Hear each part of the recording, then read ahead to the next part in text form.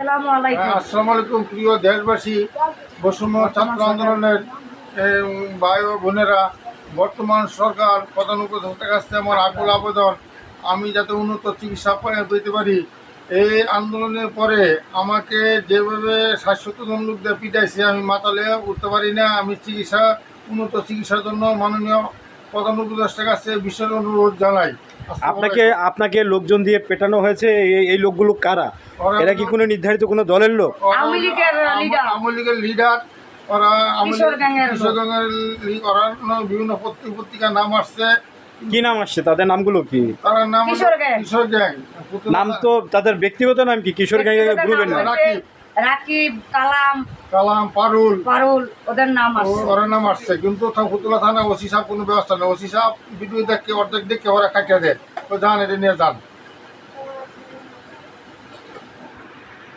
আমি আগে পাটক্ষেপ মারতাম আর টিসিবি ব্যবসা করতাম, কিন্তু আমি জুলাই আন্দোলনের পর থেকে আর এই যে কৃষকগণের মারার পরে থেকে আমি ঠিক কোনো কাজ করতাই না। আমি মোটর সাইকেল, আমি এখন বেকার। আমি আমার সঙ্গে চলে না। আমি যে একবার মাটির বইলে উঠতাই না, আমার দৈরা তিনজন উঠায়। আমার উন্নত চিকিৎসার জন্য দরকার, আমার ব্যবস্থা করার জন্য মাননীয় প্রধান উপদেষ্টার কাছে বিশেষ অনুরোধ।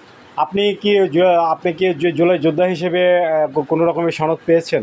আমি জুলাই যুদ্ধ সনদ পেয়েছি। আমার তার থেকে কি আপনি কোনো রকমের আর্থিক সহযোগিতাও পেয়েছেন? কি আমি আর্থিক সহযোগিতা পেয়েছি? জুলাই আগস্ট থেকে, জুলাই যুদ্ধ থেকে পাইছি 1 লাখ, আর নারায়ণগঞ্জ জেলা প্রশাসন দিয়েছে 1 লাখ। তো ভাই, আমরা সত্যের খবরের অনুসন্ধানের টিম আজকে আমরা এই ফতুল্লা লালখা গ্রামে অবস্থান করতেছি। আমরা দেখতে পারলাম এই সাধারণ মানুষের দৈনন্দিন যেই পরিস্থিতির সম্মুখীন তারা হয়েছে, যা বলা বাহুল্য। সরজমিনে এসে ইনভেস্টিগেশন করে যা দেখতে পারলাম, খুবই সাধারণ জীবনযাপন। মূলত এই বাংলার নতুন স্বাধীনকামী এই জুলাইয়ের যোদ্ধার যেই কথাগুলো তুলে ধরল গ্রামবাসী, ঢাকাবাসী ও এই জাতির কাছে, আমার আকুল আবেদন থাকবে সত্যের খবরের পক্ষ থেকে সরকার যথাযথ ব্যবস্থা গ্রহণ করা হোক। পাশে থাকার জন্য ধন্যবাদ। আসসালামু আলাইকুম। আমার গত 19 মাস। আপনি কি টিসিবির ডিলার নিজেই? আপনার নিজের নামে কাগজপত্র? আমি TCB dealer, lucky store, Fatullah, Narayanganj. দীর্ঘ 17 মাস আমলি সরকার আমলে শোকন সুকু শামীম ওসমানের ভাই, সেলিম ওসমানের ভাইয়ের নেতৃত্বে নারায়ণগঞ্জ জেলা প্রশাসককে ভুল বুঝে আমার 17 মাস টিসিবি চেয়ারম্যান মহোদয় 2বার চিঠি লেগছে আমার লাইসেন্স বাতিল লাগিয়া। মাননীয় TCB chairman brigadier Arif sir 2বার লেখার পরে টিসিবি চেয়ারম্যান বলছে, যেহেতু 2বার একটা ডিলারের বিরুদ্ধে ডিসি জেলা প্রশাসক অভিযোগ করছে, এই বিষয়টা তদন্ত করে দেখা উচিত। উনি আবার তদন্ত লেগেছে ঢাকা বিভাগ আঞ্চলিক কার্যালয়, কিন্তু আঞ্চলিক কার্যালয় বিষয়টা উনি ইচ্ছা করে শেষ করতে পারতো। উনি শেষ না করে উনি আঞ্চলিক কার্যালয়ে জড়িত হুমায়ুন কবির উনি করলো কি, মাননীয় জেলা প্রশাসকের কাছে আবার শত্রুর কাছে কাগজ লাগছে ইনকোয়ারি করার জন্য।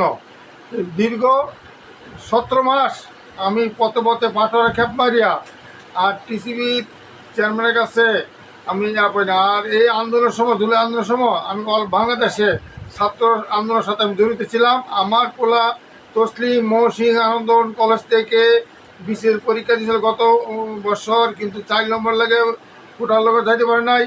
এই আন্দোলনে পরাপরি ছিল। আমি অল বাংলাদেশে এই বৈষম্য ছাত্র আন্দোলনের সময় আমি অল বাংলাদেশে ছাত্র নিয়ে আমি আন্দোলনে ছিলাম। প্রিয় দেশবাসী, আসসালামু আলাইকুম। আমি আগে পাটক্ষেপ মারতাম আর টিসিবি ব্যবসা করতাম, কিন্তু আমি জুলাই আন্দোলনের পর থেকে আর এই যে কৃষকগণের মারার পরে থেকে আমি ঠিক কোনো কাজ করতাই না। আমি মোটর সাইকেল, আমি এখন বেকার। আমি আমার সঙ্গে চলে না। আমি যে একবার মাটির বইলে উঠতাই না, আমার দৈরা তিনজন উঠায়। আমার উন্নত চিকিৎসার জন্য দরকার, আমার ব্যবস্থা করার জন্য মাননীয় প্রধান উপদেষ্টার কাছে বিশেষ অনুরোধ। আপনি কি জুলাই যোদ্ধা হিসেবে কোনো রকমের সনদ পেয়েছেন? আমি জুলাই যুদ্ধ সনদ পেয়েছি। আমার তা থেকে কি আপনি কোনো রকমের আর্থিক সহযোগিতাও পেয়েছেন কি? আমি আর্থিক সহযোগিতা পেয়েছি জুলাই আগস্ট থেকে, জুলাই যুদ্ধ থেকে পাইছি 1 লাখ, আর নারায়ণগঞ্জ জেলা প্রশাসন দিয়েছে 1 লাখ। তো ভাই, আমরা সত্যের খবরের অনুসন্ধানের টিম আজকে আমরা এই ফতুল্লা লালখা গ্রামে অবস্থান করতেছি। আমরা দেখতে পারলাম এই সাধারণ মানুষের দৈনন্দিন যেই পরিস্থিতির সম্মুখীন তারা হয়েছে, যা বলা বাহুল্য। সরজমিনে এসে ইনভেস্টিগেশন করে যা দেখতে পারলাম, খুবই সাধারণ জীবনযাপন। মূলত এই বাংলার